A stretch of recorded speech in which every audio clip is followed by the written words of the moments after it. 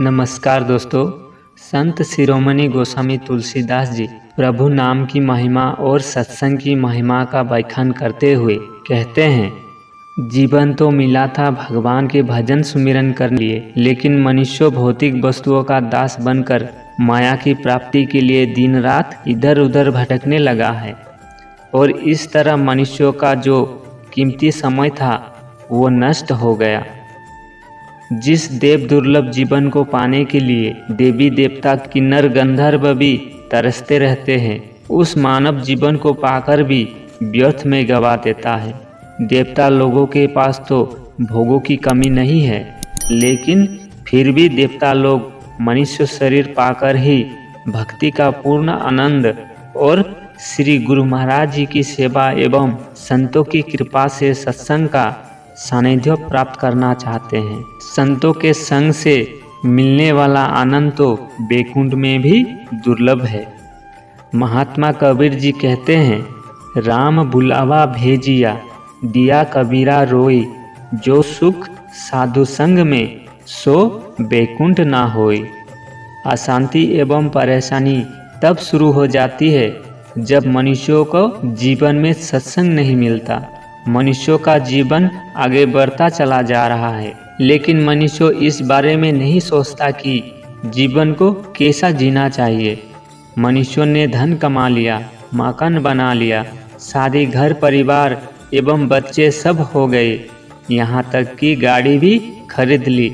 ये सब कर लेने के बाद भी मनुष्यों का जीवन सफल नहीं हो पा रहा है, क्योंकि जिसके लिए यो जीवन परमपिता परमात्मा ने दिया था उसको तो समय पर किया ही नहीं और संसार की वस्तुएं एकत्र करने में सारा समय नष्ट कर दिया।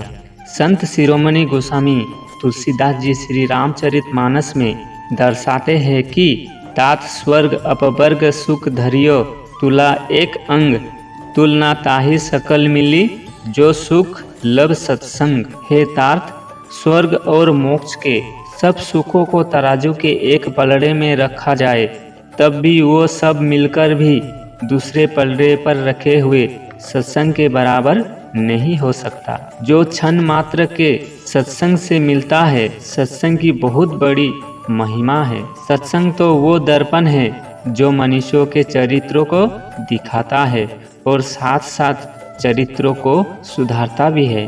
सत्संग से मानव को जीवन जीने का तरीका पता चलता है। सत्संग से ही मानव को अपने वास्तविक कर्तव्यों का पता चलता है। मानस में एक जगह आता है कि सत्संगत मुद मंगल मूला, सोई फल सिद्धि सब साधन फूला। अर्थात सत्संग सब मंगलों का मूल है। जैसे फूल से फल और फल से बीज और बीज से वृक्ष बनता है, उसी प्रकार सत्संग से विवेक जागृत होती है और विवेक जागृत होने पर भगवान के प्रति प्रेम बढ़ता है और प्रेम से प्रभु की प्राप्ति होती है।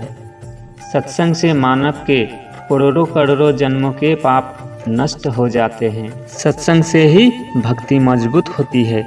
भगवान की जब कृपा होती है तब मनुष्यों को सत्संग और संतों का संग प्राप्त होता है। एक क्षण का सत्संग भी दुर्लभ होता है।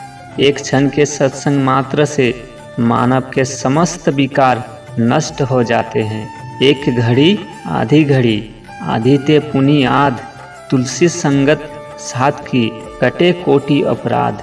सत्संग में बताए जाने वाले बातों को जीवन में धारण करने पर ही आनंद की अनुभूति और प्रभु से प्रीति होती है। आज के मानव का मन और बुद्धि विकारों में फंसती जा रही है। हर पल चिंतित रहने लगता है और हमेशा परेशान रहता है। इन सब का कारण अज्ञानता है। जब हम कोई मशीन घर में साथ लेकर आते हैं तो उसके साथ एक बुकलेट पुस्तक भी मिलती है, जिसमें मशीन को कैसे चलाना है उसके बारे में लिखा होता है। उसी प्रकार भगवान ने जब हम सबको मानव शरीर दिया है और इस मानव जीवन को सफल कैसे करना है, यो भी भेद वेद शास्त्र रूपी बुकलेट और संतों के सत्संग से पता चलता है।